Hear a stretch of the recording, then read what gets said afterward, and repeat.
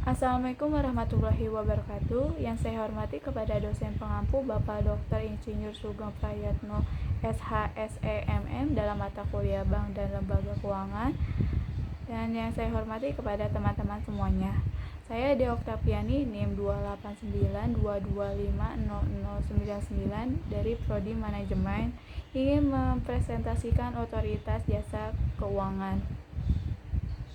Latar belakang pembentukan OJK. Otoritas Jasa Keuangan atau OJK merupakan lembaga independen dan bebas campur tangan pihak lain yang memiliki fungsi menyelenggarakan sistem pengaturan dan pengawasan yang terintegrasi terhadap keseluruhan kegiatan di dalam sektor jasa keuangan. Secara lebih lengkap, OJK adalah lembaga independen dan bebas dari campur tangan pihak lain yang mempunyai fungsi, tugas, dan wewenang pengaturan, pengawasan, pemeriksaan, dan penyidik sebagaimana dimaksud dalam Undang-Undang Nomor 21 tersebut. Tujuan pengawasan industri keuangan non-bank dan pasar modal secara resmi beralih dari Kementerian Keuangan dan Bapepam LK ke OJK pada 31 Desember 2012, sedangkan pengawasan di sektor perbankan beralih ke OJK pada 31 Desember 2013 dan lembaga keuangan mikro pada 2015.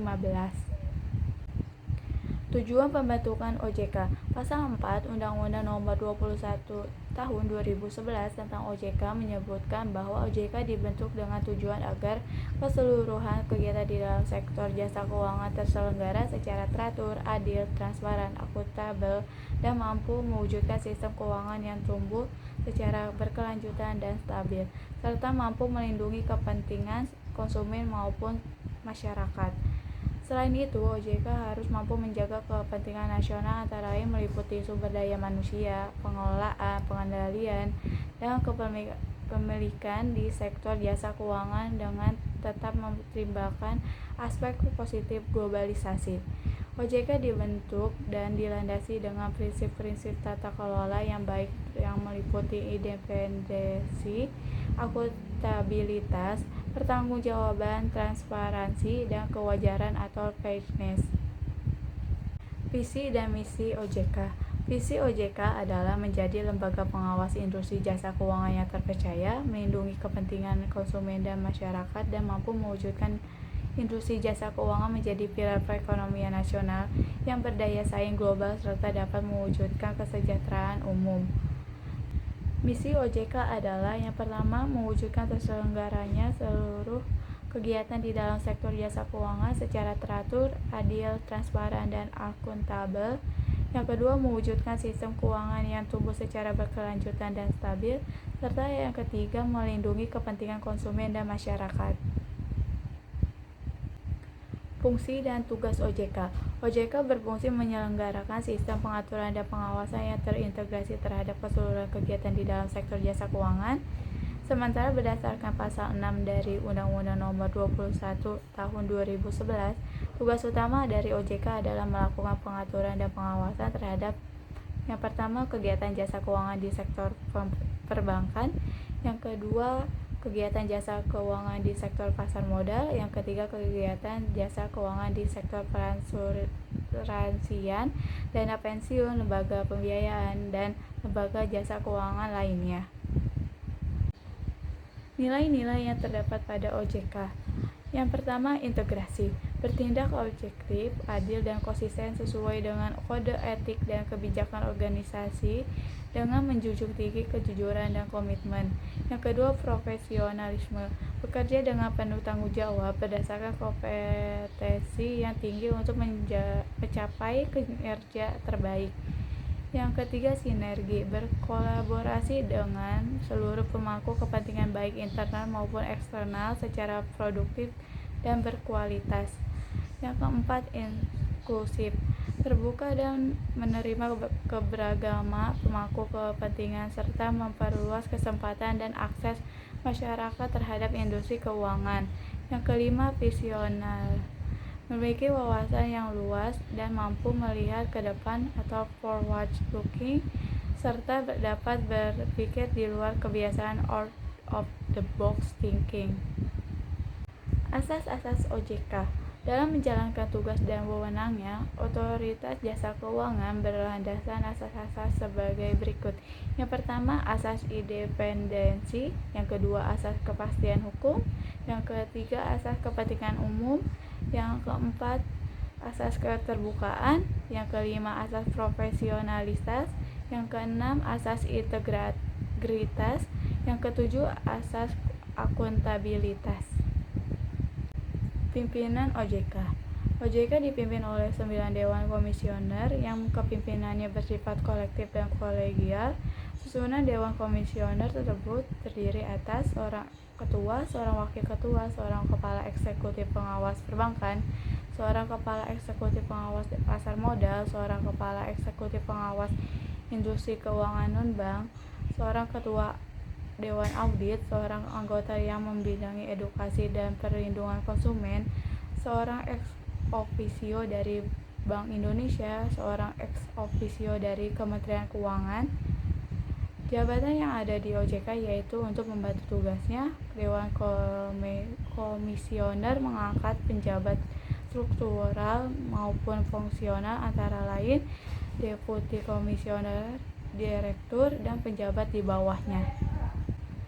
Strategi OJK untuk merealisasikan visi dan misinya. Dalam rangka pencapaian visi dan misinya, OJK memiliki 8 strategi utama. Strategi pertama, mengintegrasikan pengaturan dan pengawasan lembaga keuangan. Strategi kedua, meningkatkan kapasitas pengaturan dan pengawasan. Strategi ketiga, memperkuat ketahanan dan kinerja sistem keuangan. Strategi keempat, mendukung meningkatkan stabilitas sistem keuangan. Strategi kelima, meningkatkan budaya tata kelola dan manajemen risiko di lembaga keuangan. Strategi keenam, membangun sistem perlindungan konsumen keuangan yang terintegrasi dan melaksanakan edukasi dan sosialisasi yang masif dan komprehensif. Strategi ketujuh, meningkatkan profesionalisme sumber daya manusia. Strategi ke-8, meningkatkan tata kelola internal dan quality assurance. Tata kelola OJK. 1. Dewan Komisioner. 1. Syarat menjadi calon anggota Dewan Komisioner OJK. Yang kedua, warga negara Indonesia. Yang ketiga, memiliki akhlak, moral, dan integritas yang baik. Yang keempat, cakap melakukan perbuatan hukum. Yang kelima, tidak pernah dinyatakan pailit atau tidak pernah menjadi pengurus perusahaan yang menyebabkan perusahaan tersebut pailit. Yang keenam, sehat jasmani. Yang ketujuh, berusia paling tinggi 65 tahun pada saat ditetapkan. Ke-8, mempunyai pengalaman atau keahlian di sektor jasa keuangan. Yang ke-9, tidak pernah dijatuhi pidana penjara berdasarkan putusan pengadilan yang telah mempunyai kekuatan hukum tetap karena melakukan tindak pidana yang diancam dengan hukuman 5 tahun atau lebih.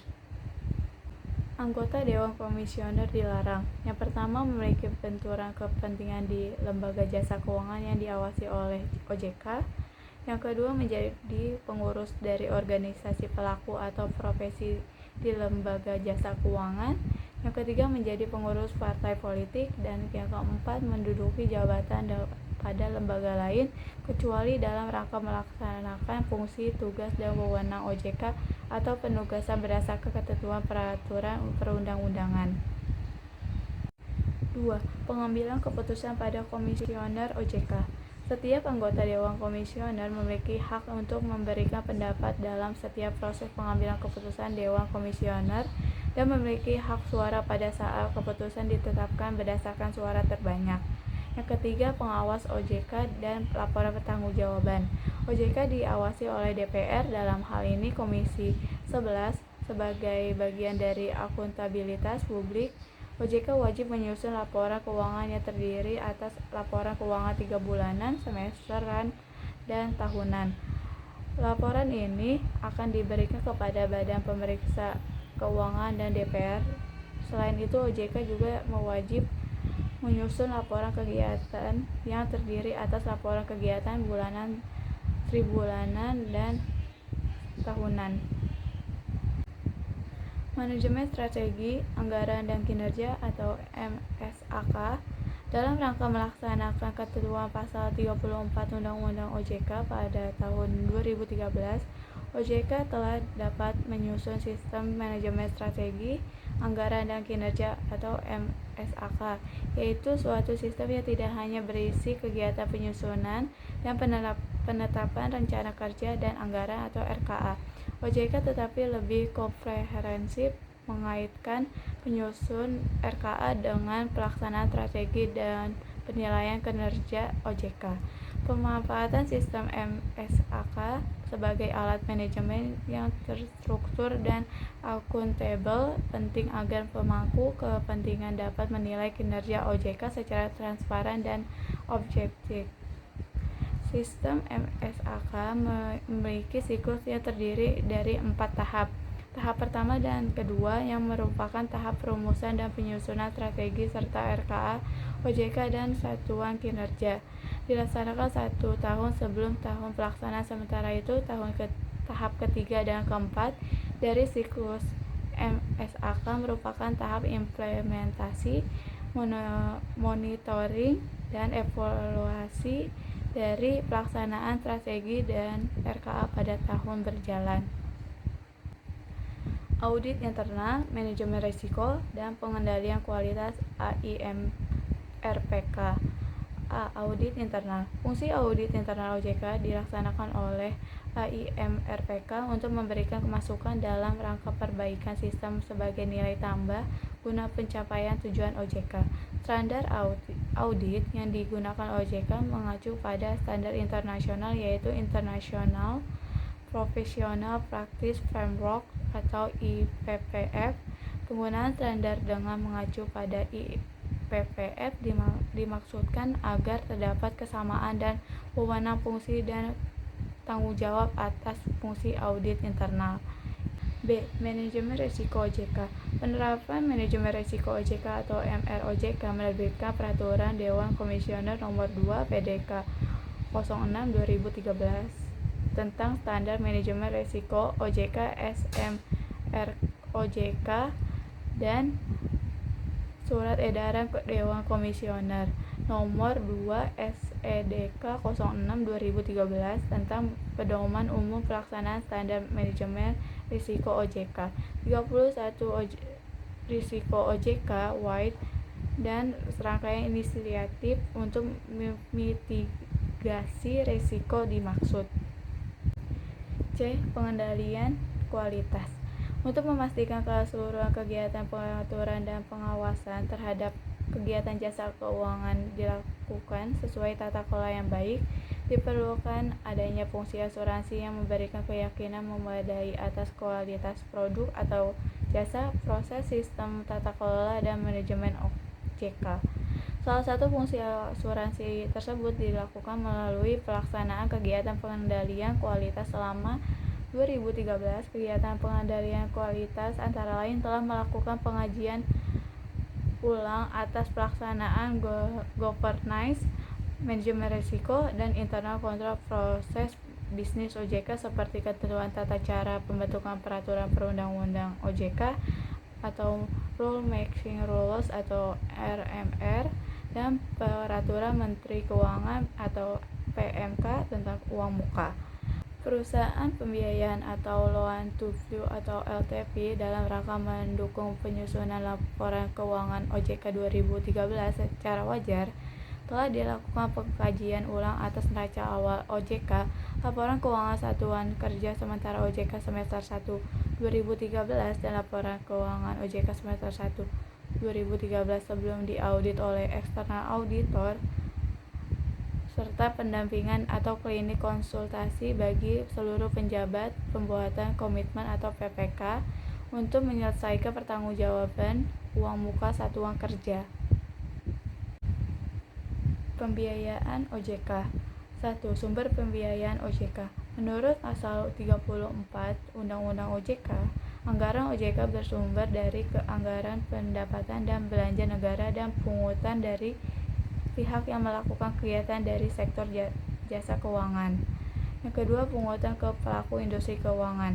Rencananya OJK akan menarik pungutan dari lembaga-lembaga keuangan di Indonesia. Mekanisme pungutan itu sendiri tengah digondok oleh OJK dan pemerintah. Yang ketiga, praktik pungutan di luar negeri. Sedikit ada 80 negara di dunia yang lembaga pengawasannya melakukan pungutan. Berikut ini adalah tipe pungutan yang berlaku di beberapa negara lain. Yang pertama, Hong Kong. Hong Kong menerapkan pungutan atas dasar layanan. Yang kedua, Estonia. Pungutan di negara ini dibagi menjadi dua macam, yaitu A. atas dasar layanan, yang kedua B. atas dasar volume. Yang ketiga itu negara Slovakia. Negara ini menerapkan pungutan dengan dua sistem, yaitu yang atas dasar layanan dan atas dasar volume. Hubungan kelembagaan OJK. Yang pertama, hubungan OJK dengan Bank Indonesia. Menurut pasal 39 Undang-Undang Nomor 21 Tahun 2011, OJK bisa berkoordinasi dengan BI dalam pengaturan dan pengawasan perbankan, misalnya dalam hal kewajiban pemenuhan modal minimum bank atau kewajiban penerimaan dana dari luar negeri, penerimaan dana valuta asing maupun pinjaman komersial luar negeri. Berikut ini berbagai bentuk nyata sinergi antara BI dan OJK. Yang pertama, OJK berkoordinasi dengan BI dalam membuat peraturan pengawasan di bidang perbankan. Hal tersebut merupakan salah satu contoh bahwa kesatuan langkah kedua lembaga harus selalu ada. Yang kedua, tidak hanya dalam pembuatan aturan, BI dan OJK juga harus terintegrasi dalam tukar menukar informasi perbankan melalui pergabungan sistem informasi ini. BI dan OJK akan lebih mudah mengakses informasi perbankan yang disediakan masing-masing lembaga setiap saat timely basis. Ketiga, dalam rangka pemeriksaan bank, BI dan OJK juga harus melakukan hubungan timbal balik. Pengawasan terintegrasi di OJK. Yang pertama, perbedaan pengawasan sebelumnya dengan pengawasan di bawah OJK. Edukasi dan perlindungan konsumen keuangan diarahkan untuk mencapai dua tujuan utama. Yang pertama, meningkatkan kepercayaan dari investor dan konsumen dalam setiap aktivitas dan kegiatan usaha di sektor jasa keuangan. Yang kedua, memberikan peluang dan kesempatan untuk perkembangan sektor jasa keuangan secara adil, efisien, dan transparansi. Kedua, latar belakang diberlakukannya pengawasan terintegrasi. Krisis ekonomi 1997 sampai 1998 yang dialami Indonesia mengharuskan pemerintah melakukan pembenahan di sektor perbankan dalam rangka melakukan stabilisasi sistem keuangan dan mencegah terulangannya krisis. Setiap model pengawasan memiliki keunggulan dan kelemahan masing-masing. 3. Sistem pengawasan industri keuangan di negara-negara lain. Secara teoritis, terdapat dua aliran dalam hal pengawasan lembaga keuangan. Di satu pihak, terdapat aliran yang mengatakan bahwa pengawasan industri keuangan sebaiknya dilakukan oleh satu institusi. Di pihak lain ada aliran yang berpendapat pengawasan industri keuangan lebih tepat apabila dilakukan beberapa lembaga. Alasan utama yang melatar belakangi kedua aliran ini adalah kesesuaian dan dengan sistem perbankan yang dianut oleh negara tersebut. Dari sudut sistem, terdapat dua sistem perbankan yang berlaku, yaitu Commercial Banking System dan Universal Banking System. Commercial Banking seperti yang berlaku di Indonesia dan di Amerika Serikat, yaitu bank dilarang melakukan kegiatan usaha keuangan non-bank seperti asuransi. Keempat, Satgas Waspada Investasi. Satuan tugas atau Satgas ini merupakan hasil kerjasama beberapa instansi terkait yang meliputi satu regulator, OJK, BI, Bapepti, Kementerian Perdagangan, dan Badan Koordinasi Penanaman Modal atau BKPM, Kementerian Koperasi dan UKM. Yang kedua, penegak hukum, itu Polri, Kejaksaan Agung. Yang ketiga, pendukung, Kementerian Komunikasi dan Informasi, PPATK. Tugas utama Satgas, yang pertama, menginventarisasi kasus-kasus investasi ilegal. Yang kedua, menganalisis kasus-kasus. Yang ketiga, menghentikan atau menghambat maraknya kasus investasi bodong. Yang keempat, memberikan edukasi dan sosialisasi kepada masyarakat. Yang kelima, meningkatkan koordinasi penanganan kasus dengan instansi terkait. Yang keenam, melakukan pemeriksaan secara bersama atau kasus investasi ilegal. Sekian dan terima kasih. Wassalamualaikum warahmatullahi wabarakatuh.